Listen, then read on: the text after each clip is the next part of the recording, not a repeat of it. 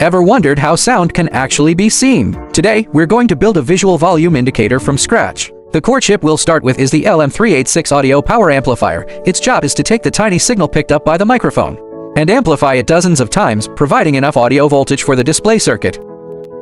Next, we install the first 10 microfarad electrolytic capacitor. It's connected to the LM386 power pin as a decoupling capacitor, filtering out low-frequency ripple and keeping the amplifier stable. Now let's solder a 4.7 microfarad capacitor. It sits between the microphone and the LM386 input and acts as an input coupling capacitor. It lets the AC audio signal pass through while blocking the microphone's DC bias voltage. This keeps the stages isolated so they don't interfere with each other. This 47 nanofarad ceramic capacitor goes on the LM386 output. Together with a 10 ohm resistor, it forms a Zobel network.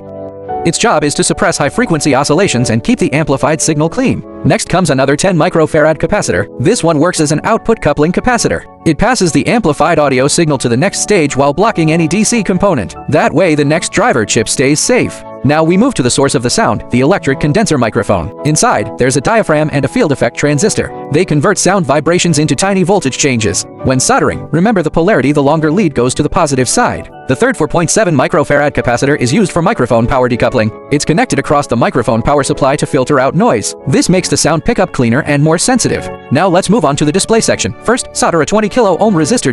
It connects between the re and low pins of the LM3915. This sets the reference voltage range for the internal converters. It basically defines when the first LED lights up and when the last one turns on. And now, the star of the project, the LM3915 display driver IC. Inside, it has 10 voltage converters and a precision resistor network. The scale it uses is logarithmic. That matches how the human ear actually perceives loudness. So the LED movement feels much more natural. This 4.7 kilo ohm resistor is the microphone bias resistor. It provides the operating current for the microphone's internal FET.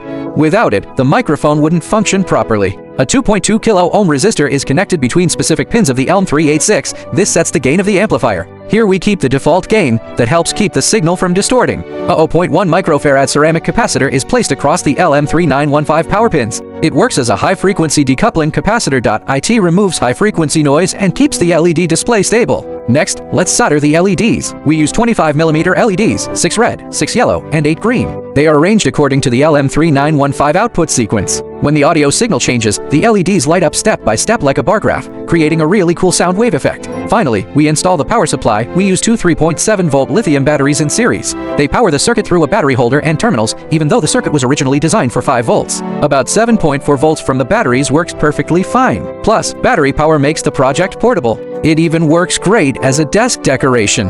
Now let the music play. Watch the red, yellow, and green LEDs dance to the rhythm. The strength of the sound is now perfectly visualized.